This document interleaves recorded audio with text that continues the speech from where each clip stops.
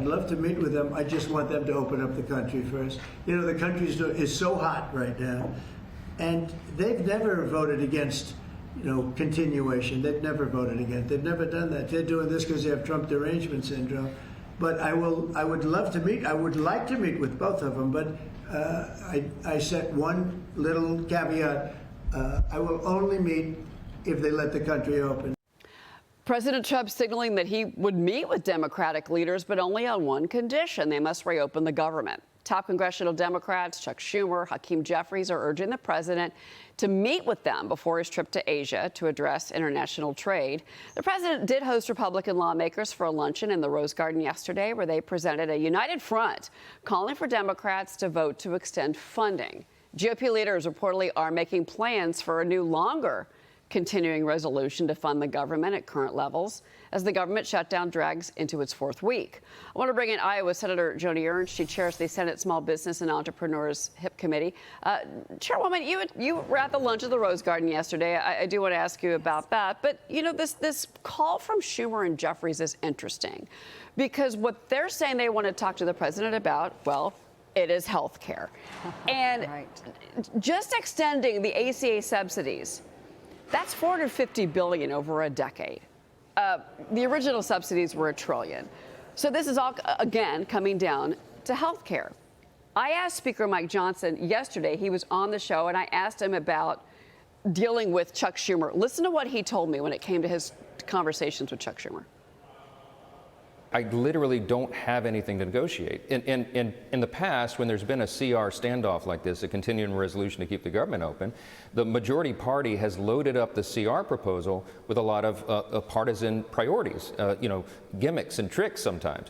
We haven't done any of that. There's nothing I can pull off of that to make it more palatable for Democrats. It's exactly what they already voted for. In fact, Chuck Schumer voted for the identical measure in March of this year and gave an impassioned speech on the floor about how it had to be done because it would be totally irresponsible to harm the American people by shutting the government down. The only thing that's changed between March, 7 months ago, and now is that Chuck Schumer is now afraid of the rise of Marxism in New York. That's his home state. And he's afraid he's going to lose the seat that he's held for so many years. The man has been in Congress for 44 years, Cheryl. He doesn't want to go home. He doesn't know how to live a normal life. And that is 100% what is motivating all the chaos right now.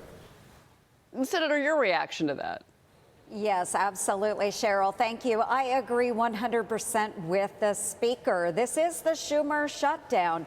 We have one man that is standing in the way of opening our federal government. The president has made it quite clear he is willing to negotiate on these expanded ACA subsidies, but only after the government is reopened.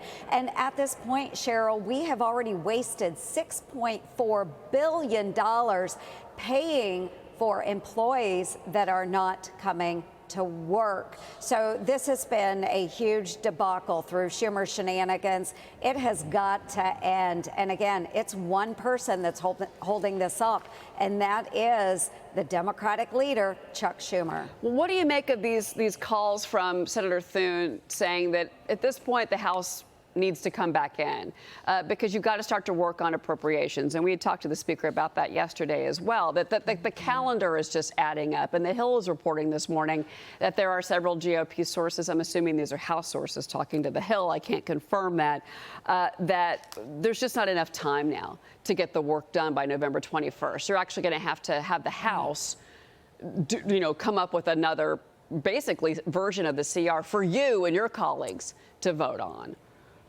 Yes, Cheryl, and this is something that we have talked about in a number of our lunches, is the fact that time will be running out. And by the time the Democrats come to their senses and reopen the federal government, we are headed towards the next government shutdown. And ironically, just as the speaker has pointed out, this is the exact same clean, continuing resolution that they supported this past spring. Ironically, these are Joe Biden's numbers. These are Democratic numbers that we are voting on, that we have agreed to continue into the future as we work through the appropriations bills. Those ACA expanded subsidies set for COVID, It was the Democrats that set the expiration date for those subsidies. So what we are voting on are Democratic plans, and now the Democrats are rejecting them. So come on, let's get to work for the American people. Let's make sure we're doing the right thing. We have states that have run out of SNAP money. The Women, Infants, and Children program will be running out of funds very soon. We see farmers that won't receive payments for the programs that they are enrolled in. You name it. All of this is happening now. And we hope that the Democrats will be hearing from their constituents on how awful the pressure is in their communities. Well, then President Trump, though, they're talking about actually releasing funding for farmers. That would be good for Iowa. Yes, they are releasing aid funding, but not regularly scheduled programs that the farmers have enrolled in. So there are many different programs across the spectrum, whether it's at USDA, whether it's HUD, whether it's other programs. That funding will not be able to be released. It's a lot like our military. While the president was able to scrap some funds together to make sure they had that last paycheck, he can't continue to do that. So while there may be some funds available, not all of the programs will be funded. So again, we will hit some dire consequences very soon. And again, this is all because of one man, and that is Democratic leader Chuck Schumer, who won't allow those Democrats who want to fund the government to move forward with a vote to reopen the federal government. It's all on his shoulders. When you were at that luncheon yesterday in the Rose Garden, did you and your colleagues discuss, either amongst yourselves or with the president, the idea about getting paid to these federal workers? When you've got air traffic controllers, FAA personnel, NASA, when you have these people that are going without pay, TSA agents, this is when the American people start to get fed up when their flights are delayed and canceled. I mean, this is, and these people, they have families. You mentioned those on SNAP benefits. I mean, this is where you've got the American public that's watching and saying, enough. We need our paychecks. We've got families to support. Yes, absolutely. And Ron Johnson does have a bill that we will be voting on in the Senate that would allow pay for those essential workers, our military members, those air traffic controllers.